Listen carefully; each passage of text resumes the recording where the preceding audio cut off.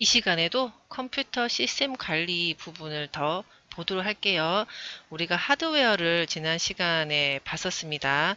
하드웨어를 중앙처리 장치, 주기억 장치, 보조기억 장치, 그리고 기타 기억 장치를 살펴봤고, 오늘 이 시간은 입출력 장치에 대해서 또 살펴보도록 할게요.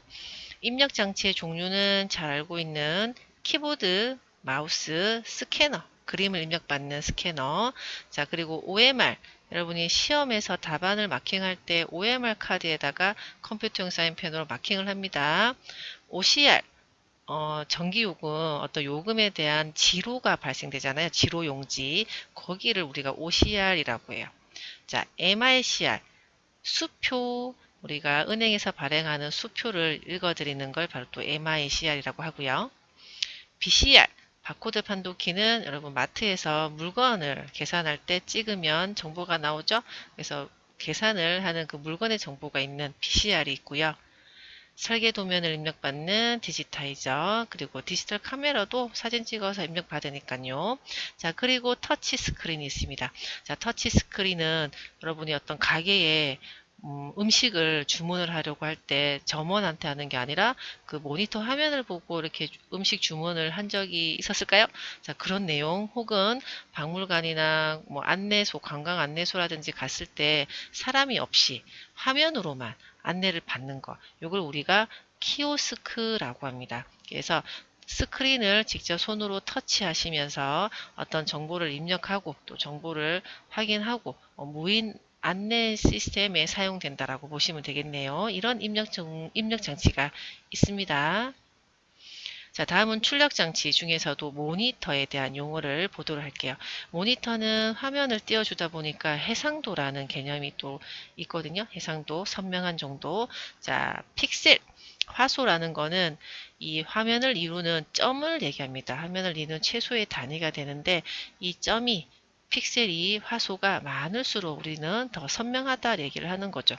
그래서 휴대폰의 카메라를 얘기할 때도 몇백만 화소입니다. 이렇게 얘기를 하죠.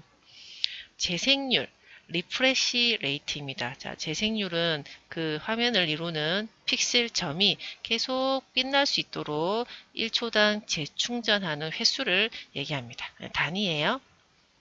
점 간격, 도트 피치입니다. 여기서 말하는 점은 픽셀을 얘기하는 거고요. 자, 픽셀이 많을수록 선명하다라고 했는데 그러면 이 간격은요. 점과 점 사이의 간격은 좁아야지 많이 표시할 수 있겠죠? 넓으면 많이 표시할 수 없겠죠? 그래서 이 점과 점 사이의 간격, 공간으로 이 간격은 가까울수록 좁을수록 점을 더 많이 찍을 수 있으니까 해상도가 높다라고 합니다. 해상도는 선명도를 얘기하는 거고요. 이렇게 단위를 얘기를 해요. 그 픽셀의 수가 가로 픽셀 수 곱하기 세로 픽셀 수가 수치가 많은 걸 얘기해요. 가로에 점이 많이 있고 또 세로에 점이 있는 거. 이렇게 가로 곱하기 세로 픽셀 수로 우리는 해상도가 높다, 낮다 이렇게 합니다. 자, 참고로 화면의 크기는 인치라는 걸 쓰죠. 네, 모니터, 뭐 텔레비전 이런 걸 인치라고 할 때 대각선기를 인치라고 하는데 요거는 참고로 알아두시고 우리는 픽셀이라는 용어, 우리 해상도에 대한 얘기 보시고요. 자, 다음 출력 장치 프린터가 있죠. 프린터. 자, 종이로 출력하는 프린터도 우리는 크게 두 개로 보고 있어요. 충격식 프린터, 비충격식 프린터. 충격식은 뭔가를 충격을 간다, 뭔가를 때린다, 두드린다, 그래서 소음이 발생합니다. 그래서 오늘날에는 사용하지 않는 예전에 이제 프린터가 될 거예요. 잉크 리본을 헤드로 두드려서 인쇄하는 방식이다. 소음이 크고 인쇄 품질이 다소 떨어진다 라고 되어 있어요. 그래서 타자기 같은 어떤 것처럼 뭔가 두드려 그래서 표시하는 그런 프린터라고 볼 수 있겠고요. 비충격식은 물리적인 충격을 가하지 않고 열이나 잉크를 뿌려서 인쇄하는 방식으로 소음이 없다. 속도도 빠르고요. 자, 그래서 열전사, 감열 프린터 이런 거는 여러분의 뭐 영수증 같은 거 출력하는 프린터 용지가 되고 잉크젯 프린터, 레이저 프린터 요거는 이제 사무실에서 많이 쓰고 있는 프린터가 되겠습니다. 충격식 프린터, 비충격식 프린터 이렇게 구분을 해봤어요. 자, 다음은 기타 장치입니다. 자, 기타 장치. 롬 바이오스가 나왔네요. 지난 시간에 바이오스, 롬을 할 때, 우리 주기억 장치에는 롬과 램이 있는데, 이 롬은 오직 일구수만 있어요. 그래서 시스템의 중요한 파일을 저장하고 있습니다. 그 중요한 파일 대표적인 게 바로 바이오스라고 해서 이 바이오스는 롬에 저장되어 있다 였어요. 물론 플래시 롬에 저장되어 있으면 내가 수정도 할 수 있다라고 했습니다. 업그레이드의 개념이라고 얘기했었거든요. 그래서 일반적으로 우리는 이제 바이오스가 롬에 있다 해서 롬 바이오스라고 하는데 다시 한번 등장했습니다. 그때 언급하지 않았던 얘기를 좀 더 해보도록 할게요. 바이오스 롬에 저장되어 있는 시스템의 중요한 파일인 바이오스는 바로 이거입니다. 컴퓨터의 기본, 베이직, 입출력, 인풋, 아웃풋 시스템이며 부팅에 관한 정보, 부팅과 우리 컴퓨터 운영에 대한 기본적인 중요한 정보가 들어있습니다. 주변 장치와 운영 체제 간의 데이터 흐름을 관리하는 프로그램이기도 하고요. 이렇게 실행이 돼요.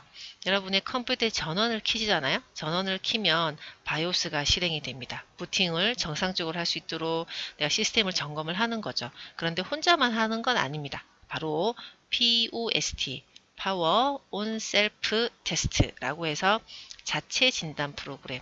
자, POST가 또 자체 진단 점검을 하는 거죠. 그래서 정상적으로 부팅이 될 수 있는지 점검을 하는 겁니다.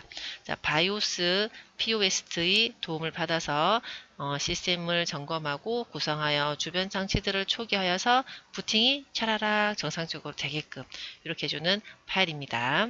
그런데 또 얘네들만 일을 하는 건 아니에요. 바로 다음에 있는 시모스라는 겁니다. 자, 시모스도 바이오스, 자, 부팅할 때 바이오스가 POST도 자가 진단하고 시모스라는 걸로 또 설정할 수가 있는데 시모스는 바이오스의 여러 사항을 설정하는 것으로 메인보드 컴퓨터에 있는 기판요 메인보드의 내장 기능 설정 및 주변 장치에 대한 정보를 기록합니다. 여기서도 뭔가가 설정이 잘못되면 부팅하는데 문제가 발생할 수도 있다는 뜻인 거죠. 여러분이 하실 수 있어요. 부팅을 진행하는 중에 F2키를 누르면 내가 시모스 설정을 할 수 있는 창이 생깁니다. 거기서 할 수 있는 것들은 이런 게 있어요. 시스템, 날짜, 시간.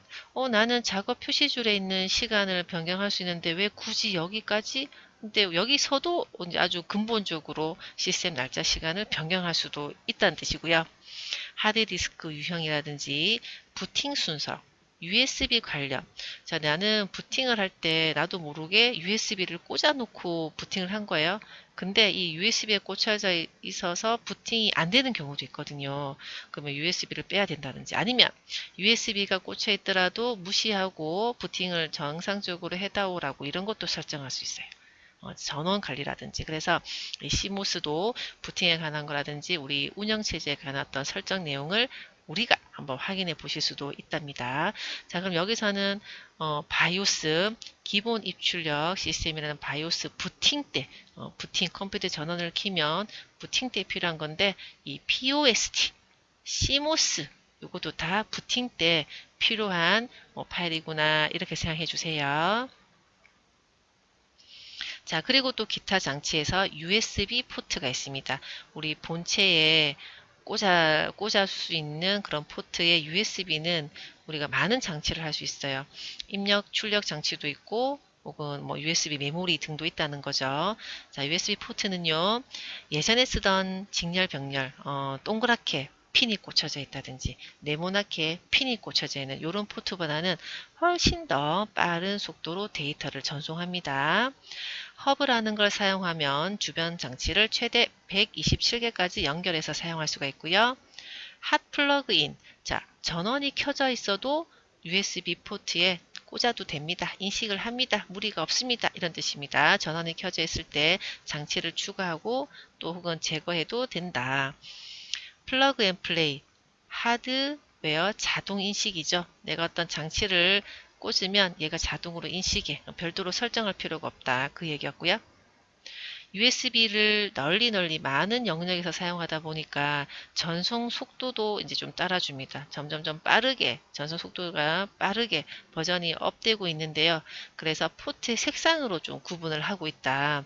그래서 USB 2.0 시절에는 검정, 흰색이 주로 있었고요. 3.0 이상에는 파란색 계통이라고 보시면 돼요. 포트 색상이요.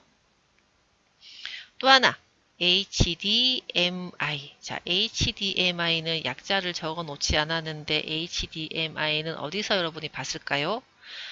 텔레비전 리모컨 이렇게 조종을 하시면서 이걸 보셨을 수도 있어요. 뭐 외부 입력을 한다든지 여러분의 그 셋탑박스에 어떤 영상물을 컨텐츠를 검색을 한다든지 할 때 잠시 이 용어가 우리 집은 그 텔레비전 오른쪽 위에 뜨더라고요. 자, HDMI는 무엇이냐? 영상과 음성을 하나의 케이블로 전송하는 디지털 포트이다. 셋탑박스 여러분이 그 통신회사에서 가입되어 있는 셋탑박스 있잖아요. IPTV 보시잖아요. 그 셋탑박스나 아니면 어떤 플레이어에 있는 정보를 여러분의 TV에다가 보고 싶게 보여줄 수 있게 연결해 주는 거. 그게 바로 HDMI라고 합니다. 자, 다음 하드웨어 관련 용어를 보도록 할게요. 하드웨어 관련 용어. 자, interrupt. 자, interrupt는 컴퓨터의 정상적인 작동 중에서 특수한 상태. 자, 여기서 특수한 상태는 썩 좋은 상태는 아닙니다. 예기치 않은 오류를 얘기합니다. 그럴 경우에는 신호를 발생해 주는데요. 이 예기치 않은 일은 참 많아요. 일단 가장 기본적으로 전원, 뭐 정전이 될 수도 있고, 내가 케이블이 빠졌을 수도 있을 거고요. 아니면 컴퓨터를 사용하다가 렉이 걸린 거죠. 마우스도 키보드도 전혀 움직이지 않고 창도 안 닫히고 아무 키도 안 먹히고 이런 경우 예상치 못한 일이 발생하면 일단 컴퓨터 진행이 안 됩니다. 작업을 못합니다. 그래서 그런 인터럽트가 발생되면 작업 중인 프로그램을 잠시 중지할 수밖에 없겠죠. 중지하시고 그 인터럽트를 먼저 처리를 한 다음에 다시 원래의 프로그램을 처리하는 원리입니다. 만약에 전원이 나갔어요. 그러면 전원을 점검을 하고 케이블을 점검을 하시고 프로그램이 멈췄어요. 그러면 우리가 강제 종료하는 거 기억하시죠? 강제 종료. 작업 표시줄에서 마우스 오른쪽 단추 누르면 작업 관리자에 가서 여러분이 그 프로그램을 강제로 종료할 수 있다고 했어요. 그렇게 해서 처리하시고 다시 하시던 일을 하시면 됩니다. 그걸 바로 interrupt라고 합니다. 다음 용어는 IRQ예요. 자, IRQ의 I가 interrupt, 자, 그리고 request. interrupt가 발생하면 신호를 보내줘야 돼요. 이런 인터럽트 걸렸어 라고 신호를 보내는 걸 바로 IRQ라고 합니다. dead라. 자, 영어에 dead라는 게 있고요. 또 우리말로 교착 상태라고 하는데, 자, 이거 무엇이냐? 예를 들어서 제가 A라는 자원이 있어요. 제가 쓰고 싶어요. 그런데 옆에 사람, 또 옆에 사람, 또 그 옆에 사람도 그 A라는 자원을 쓰고 싶대요. 그래서 서로가 그 A라는 자원을 쓰겠다고 막 기다려. 근데 계속 기다리고 서로 하려고 하다 보니까 결국은 아무도 그 A라는 자원을 못 쓰게 되는 그런 상태를 얘기합니다. 자, 둘 이상의 프로세스들이 컴퓨터의 어떤 CPU들이 다른 프로세스가 차지하고 있는 자원을 서로 하겠다고 서로 무한정 대기하는 상태로 있다 보면은 결국에는 아무도 사용할 수 없는 그래서 바로 진행이 중단되는 상태가 된다. 이런 걸 데드라 교착 상태에 빠졌다라고도 얘기를 하고요. 자, 다음은 DMA입니다. 자, 다이렉트 직접 메모리 주기억 장치 액세스 접근한다. 직접 주기억 장치에 접근한다. 자, CPU를 거치지 않는답니다. 우리 CPU 중앙 처리 장치는 모든 장치에 대해서 통제해야 돼요. 관리해야 돼요. 그런데 그러지 않고 CPU를 거치지 않고 주기억 장치와 입출력 장치 사이에서 데이터를 주고받는다. 그래서 고속으로 대량의 데이터를 전송할 수 있으며 주기억과 입출력 장치 사이에요. 그리고 CPU의 부하를 줄여줄 수 있다. 됐나요? 자, 그래서 직접 주기억 장치로 접근해서 데이터를 주고받는다. 이걸 DMA라고 합니다. 채널이에요. 자, 채널은 CPU 대신에 입출력 장치, 키보드, 뭐 프린터 이런 걸 얘기하는 거겠죠. 자, 입출력 장치 동작을 수행하는 장치이다. 그래서 여기도 내가 CPU가 다 관여를 해야 되는데 이 채널이라는 아이가 입출력 장치 동작을 수행을 하고 나중에 보고해 주는 거죠. 출력했어. 이렇게 알려주는 거죠. 자, 그래서 하드웨어 관련된 용어 살펴봤습니다. 이제는 소프트웨어를 볼게요. 소프트웨어, 프로그램이요. 자, 우리가 프로그램 소프트웨어는 두 개로 나온다 그랬죠? 시스템 소프트웨어 한마디로 운영체제, 윈도우, 그 다음에 응용 소프트웨어, 업무를 위해서 내가 사용하고 있는 프로그램들. 자, 그래서 시스템 소프트웨어는 제어 처리라고 두 개로 나눴지만 좀 더 우리가 알기 쉽게 요 세 개로 또 풀어봤어요. 자, 운영체제, 우리 윈도우를 얘기합니다. 사용자가 컴퓨터를 사용할 수 있도록 편리함을 주는 중개자 역할을 하는 필수적인 프로그램이다. 윈도우죠. 언어 번역 프로그램. 자, 언어 번역 프로그램은 사용자가 만든 명령어. 자, 우리가 만드는 거는 뭐 ABCD, 가나다라 이런 명령어겠죠. 하지만 기계는 그걸 모르잖아요. ABCD, 가나다라를 아는 건 아니에요. 그래서 기계어로 바로 0101 이진수를 얘기하는 거겠죠. 그래서 사용자가 만든 명령어를 기계가 아는 기계어로 변환해주는 프로그램도 있고요. 유틸리티 프로그램. 자, 유틸리티는 도구가 되겠습니다. 도구. 그래서 컴퓨터 사용에 있어서 도움을 주는 또 도구에 가까운 프로그램. 도구라고 하는 경우는 있으면 편리합니다. 없으면 좀 불편하겠죠. 근데 없다고 해서 컴퓨터를 아예 못 쓰는 건 아니에요. 도움을 주는 프로그램이고 우리 윈도우에서는 우리 뭐 C 드라이브 같은 드라이브를 최적화하는 거. 요 최적화 다음 시간에 우리 배우게 되고요. 보조 프로그램, 그다음에 압축하고 파일에 관한 것. 이런 내용을 우리는 유틸리티, 물론 이것 말고도 더 굉장히 많습니다. 내가 컴퓨터를 사용하는데 도움을 주는 별도의 프로그램을 우리는 유틸리티, 윈도우에 설치되어져 있고요. 다음 응용 소프트웨어가 우리 나는 업무가 문서 작성을 해요. 엑셀 작업을 해요. 자료 관리를 해요. 발표 자료를 만들어요. 그림을 그려요. 뭐 등등 해서 이런 프로그램을 응용 소프트웨어라고 하죠. 자, 소프트웨어는 저작권. 내가 만들었는데 나는 돈을 받고 팔아야 되겠어. 아니야, 무료로 다 제공할래 라고 해서 저작권에 따라서 소프트웨어를 분류를 해놨거든요. 굉장히 많습니다. 자, 굉장히 많지만 제가 이 파란색으로 핵심 단어, 키워드를 좀 표시해 놨으니까 그렇게 암기를 해보도록 합시다. 자, 먼저 상용 소프트웨어. 상용은 정식으로 구매한 거예요. 돈을 주고 정식으로 구매한 유로 소프트웨어가 되고요. 프리웨어, 프리는 공짜입니다. 그래서 무료로 사용할 수 있고요. 우리가 인터넷상에서 쉽게 다운로드 받을 수 있는 거. 이걸 이제 프리웨어라고 볼 수 있겠네요. 쉐어웨어, 일정 기간이 무료입니다. 일정 기간 후 한 달 동안만 쓰고 돈 주고 사야 됩니다. 일정 기능, 10개의 기능이 있으면 한 5개, 6개 정도만 쓸 수 있다. 이런 뜻인 거죠. 어떤 기간이나 기능에 제한을 두고 무료로 사용합니다. 나중에 사게끔 유도를 하는 거죠. 애드웨어는 광고입니다. 그래서 이 광고를 보는 조건으로 이 프로그램을 사용할 수 있고요. 데모는 홍보입니다. 데모는 홍보, 그래서 홍보를 위한 목적으로 만든 거죠. 여기도 뭐 일정 기간 기능이 무료라고 하지만 이거보다는 홍보의 키워드로 잡으시면 되겠어요. 트라이얼 버전, 체험판입니다. 체험판으로 무료로 사용할 수 있습니다. 다음은 알파 버전, 베타 버전이 있어요.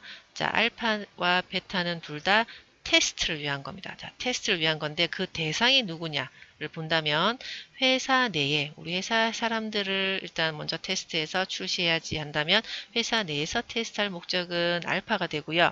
그 다음 베타는 이제 일반인에게 평가를 받고 또 출시가 되는 거겠죠. 그래서 그 대상이 회사 내는 알파, 일반인에게는 베타, 평가하는 버전이었습니다. 패치 프로그램은 이미 뭔가를 다운받았어요. A라는 프로그램을 다운받았는데 일부 수정을 해야 돼요. 오류가 발생했다든지 아니면 성능을 좀 향상시켰어요. 그래서 전체를 또 다운받는 게 아니라 그 일부만 변경하기 위한 걸 패치입니다. 그래서 유일하게 이 패치는 업그레이드하는 프로그램이라고 볼 수 있어요. 예, 이미 받아놓은 프로그램의 일부만 업그레이드 할 거기 때문에 패치는 업그레이드 프로그램이다 라고 볼 수 있고요. 번들. 번들은 어떤 이제 소프트웨어를 구매했을 때 무료로 끼워주는 걸 번들이나 끼워준다입니다. 오픈소스. 자, 오픈소스, 소스가 공개되어 있대요. 소스, 내가 어떤 프로그램 만들었는데 소스를 공개 만천하에 그래서 수정하실 수 있는 분은 수정하세요 라고 이제 편하게 제공하는 겁니다. 그래서 보통은 뭐 공공의 목적으로 소스를 공개하는 경우도 많더라고요. 그래서 소스가 공개되었다. 오픈소스.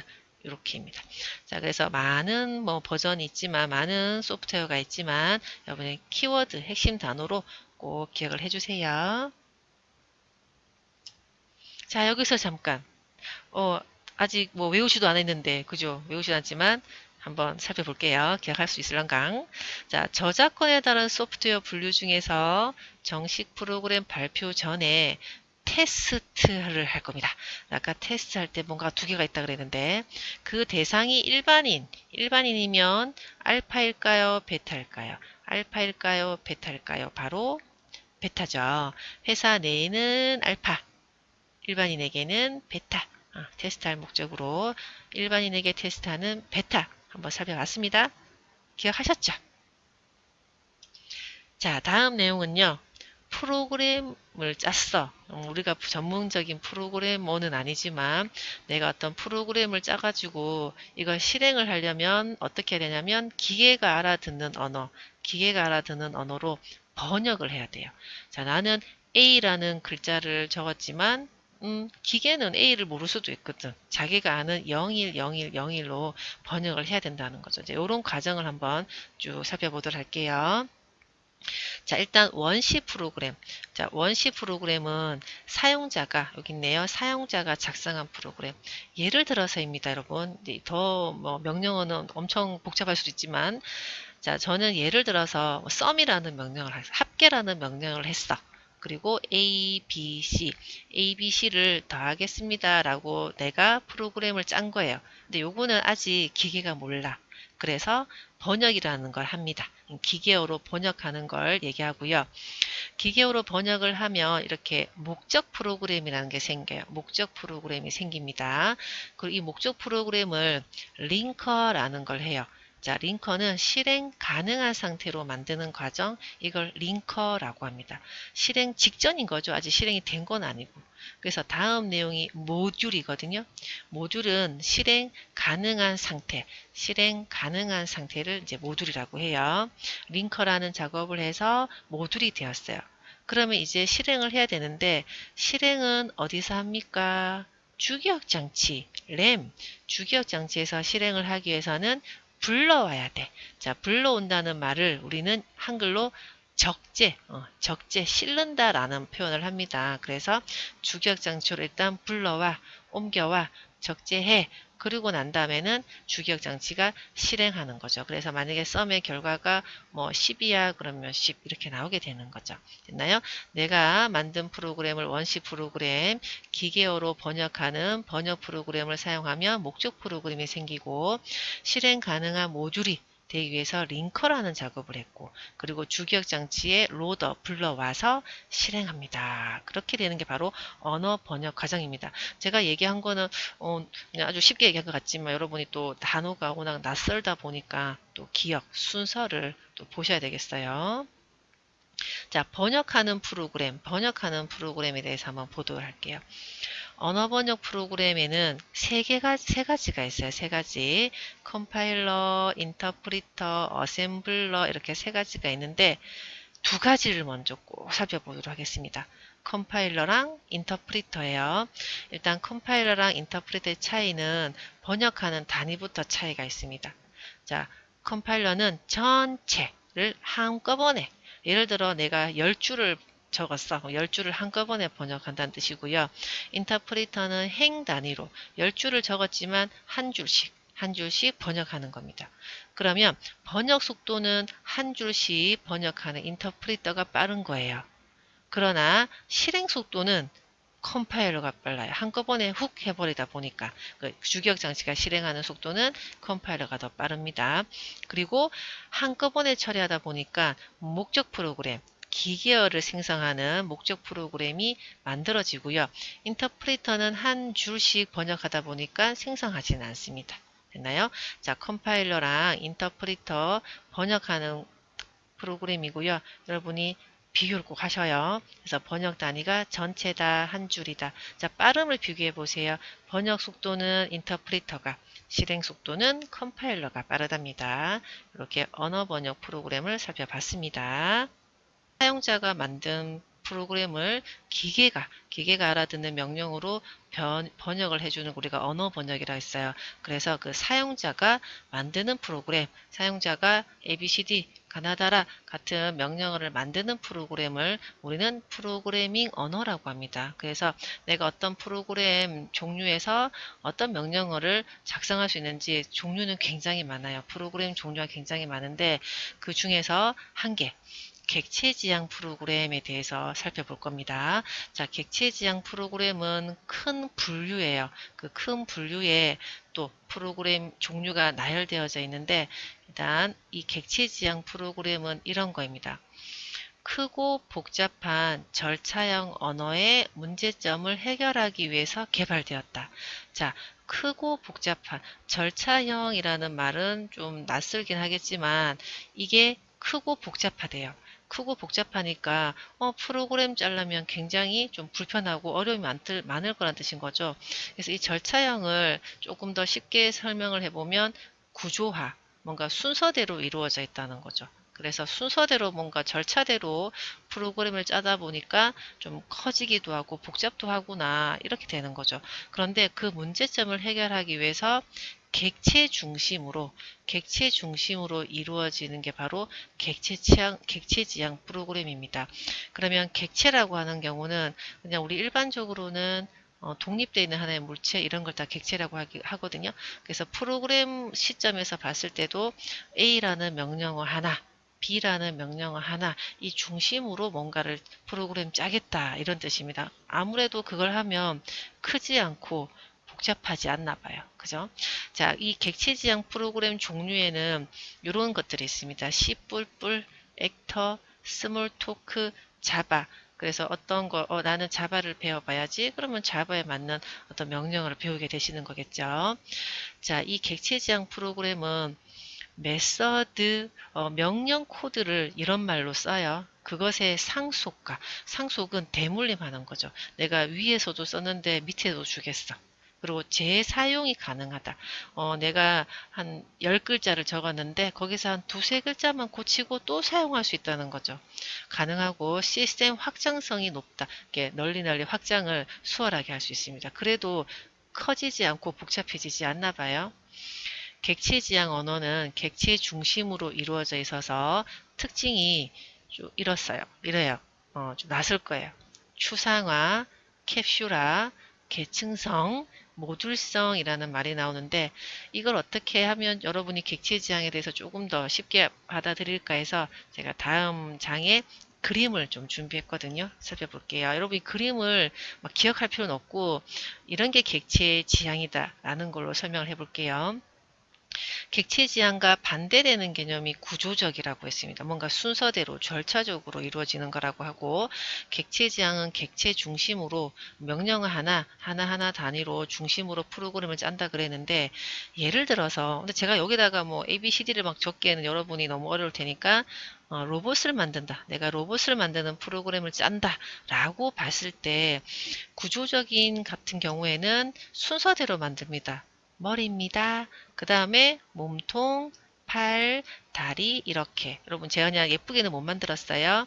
자, 로봇을 만들려니까 머리부터 아래로 쭉쭉쭉쭉 순서대로 만들었습니다. 그러면 크고 복잡해질 수 있다고 아직은 몰라. 왜? 문제가 발생하면 아마 문제가 생길 거고요. 자, 객체 중심이라고 하는 경우는 그 명령어 하나하나의 중심으로 돼요. 그래서 여기 보이시죠? 여기에 모듈이라는 거. 모듈은 실행 가능한 상태. 실행 가능한 모듈을 많이 만들어 놨어. 팔도 미리, 다리도 미리, 몸통도 미리 막 만들어 놨어요. 그래서 그거를 하나하나씩 가져오는 겁니다. 응? 난 팔을 가져왔어. 이번에 머리를 가져왔어. 몸통을 가져왔어. 다리를 가져왔어. 또 팔을 가져왔어. 그래서 꼭 순서대로 할 필요는 없다는 그런 뜻인 거예요. 모듈 단위로 내가 먼저 하고 싶은 거 사용한다는 거죠.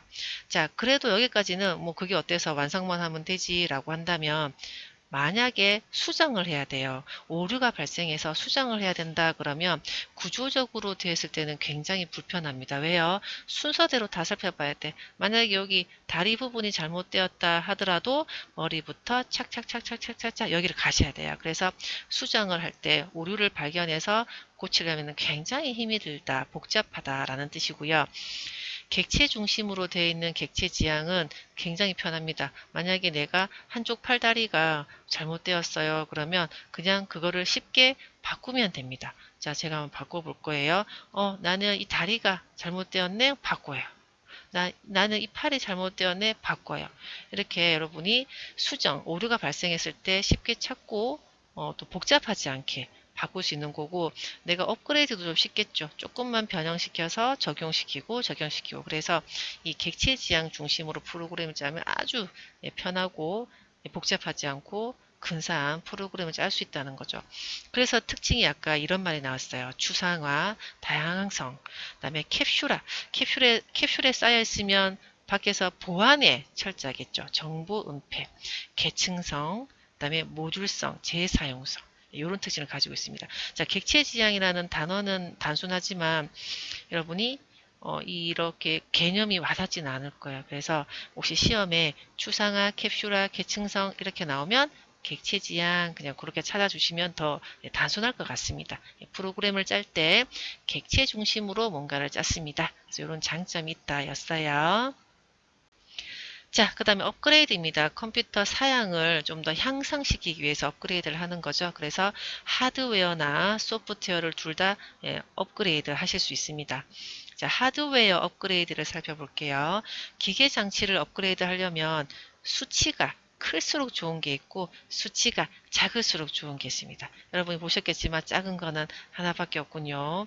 자, 일단 수치가 큰 거, CPU의 클럭 속도, 우리 컴퓨터 속성이요. 탐색기에서 내 PC의 오른쪽 단추 속성 가면 기본 정보 나오잖아요. 그래서 제가 클럭을 보여드린 적이 있었습니다. 제 컴퓨터는 그때 1.44GHz인가 그랬거든요. 그거는 클수록 좋아요.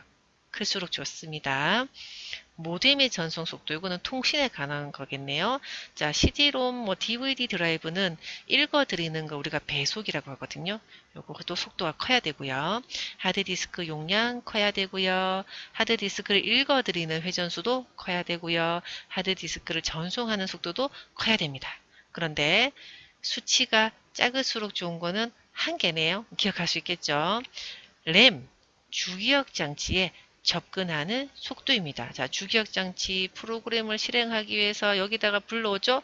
그걸 빨리 불러와야지. 그래서 주기억 장치에 불러와서 실행하기 위해서는 접근 속도가 빨라야 된다. 나노초가 빨라야 된다가 됩니다. 그래서 수치가 작을수록은 요거 한 개만 기억하세요.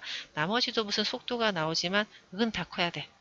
램의 접근 속도는 작을수록 좋다입니다. 자, 그리고 내가 컴퓨터를 잘 유지하기 위해서는 이런 걸 자주 하면 좋아요. 우리가 최적화한다 라고 하거든요. 여러 가지 최적화 기능 중에서 디스크 검사입니다.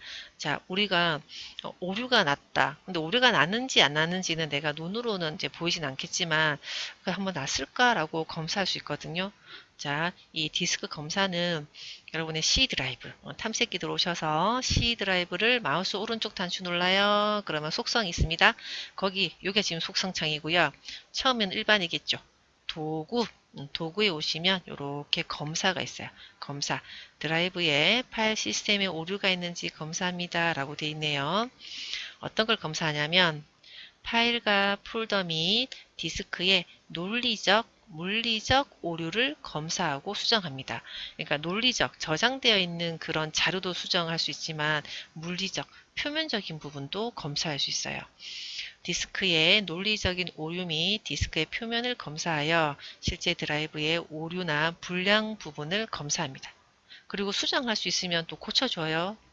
하지만 모든 드라이브를 할 수 있는 건 아니에요. CD라든지 네트워크 드라이브. 자, 네트워크 드라이브는 공유되어 있는 어떤 드라이브라고 보시면 돼요. 끄는 살 수가 없다입니다. 자, 디스크 검사였고요.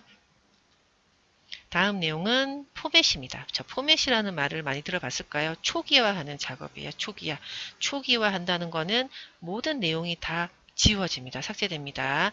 만약에 C 드라이브를 초기화하면은요, 윈도우마저도 없어지게 된다는 거죠.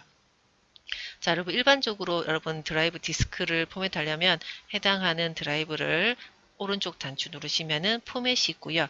바로 요런 창이 뜰 겁니다. 저는 편의상 USB를 지금 꽂은 상태가 되는데 이 포맷에서 할 수 있는 내용이 용량, 파일 시스템이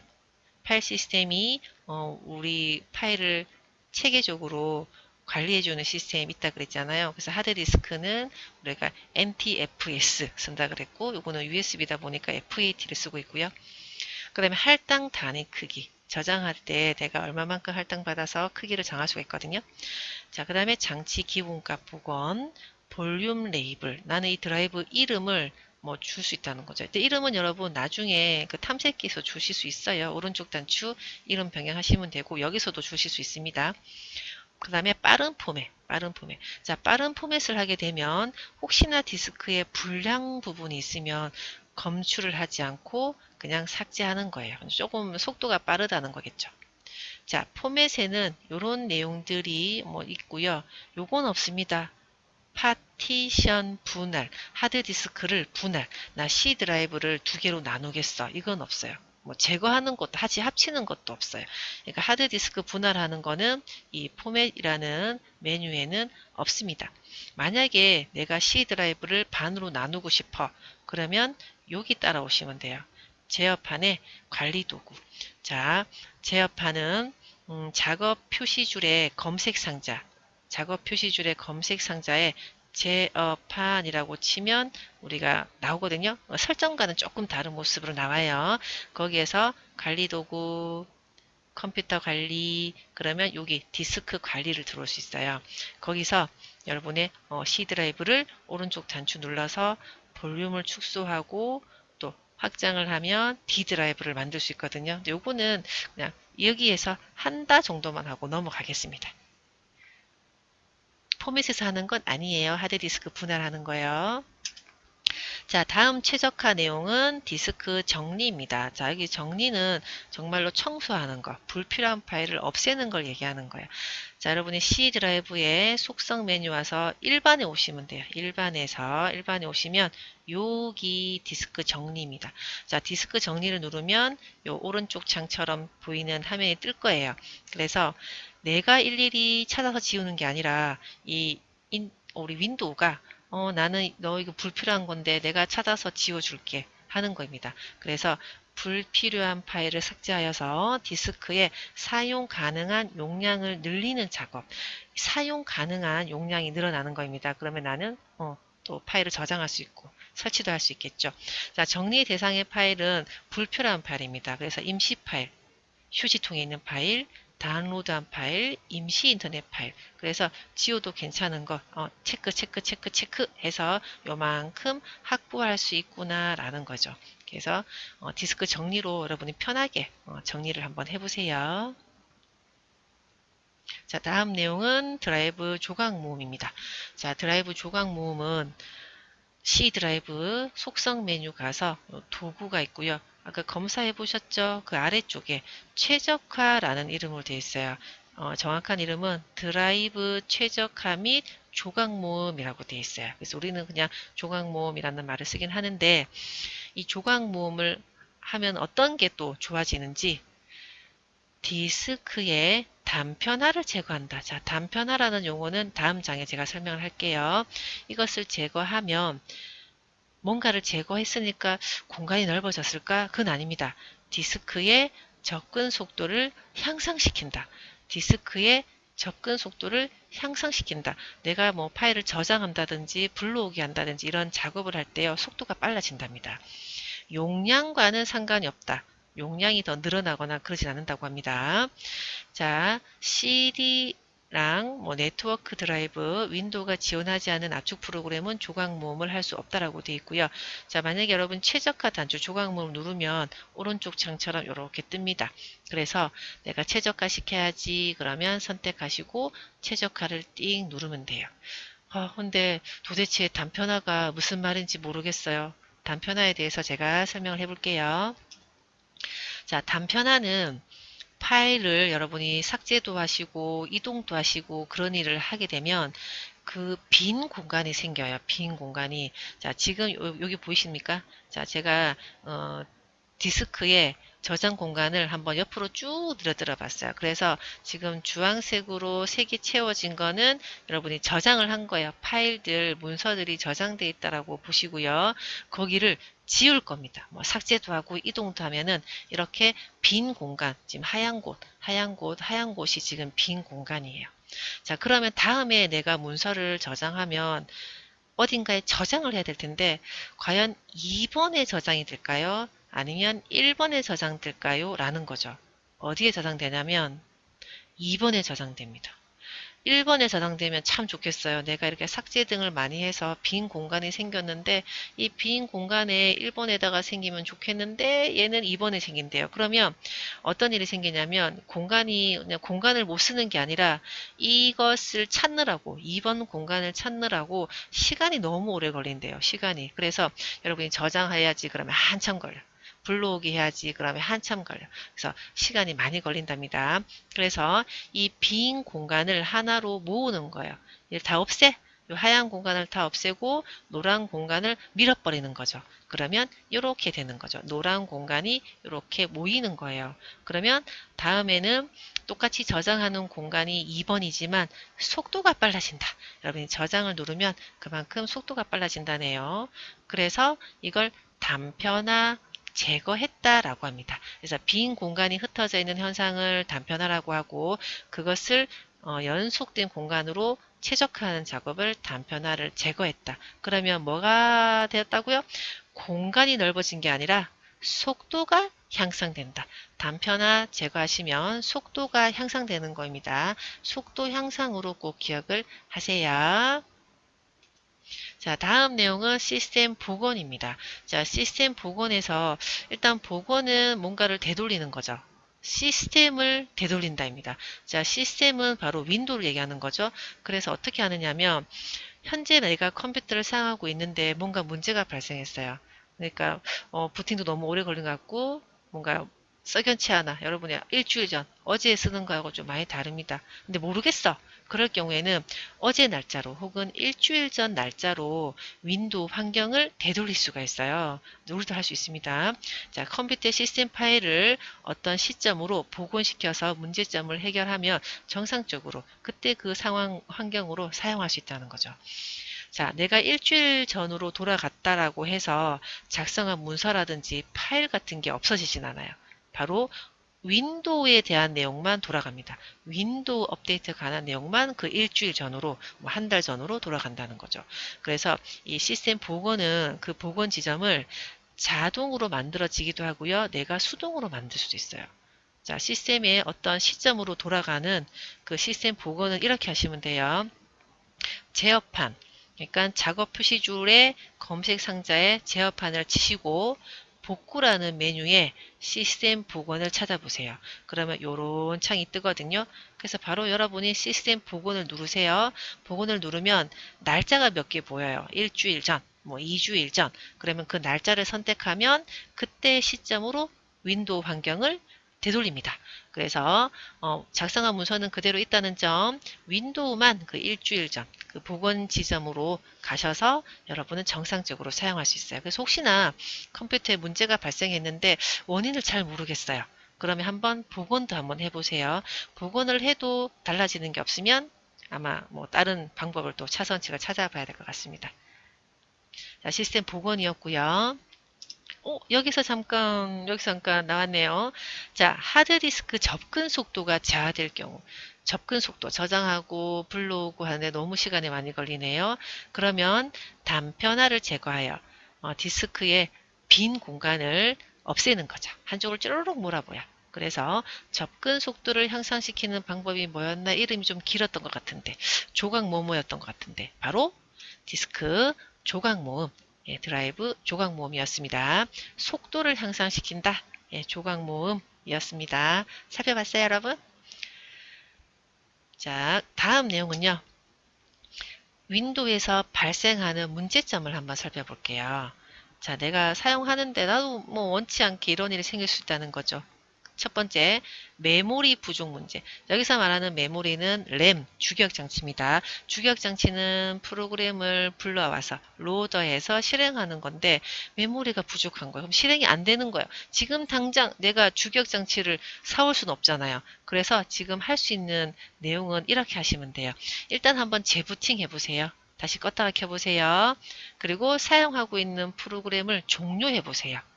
작업 표시줄에 너무 많이 깔지 마. 자, 그 다음에는 그 작업 관리자에 가서 작업 표시줄 마우스 오른쪽 단추 작업 관리자요.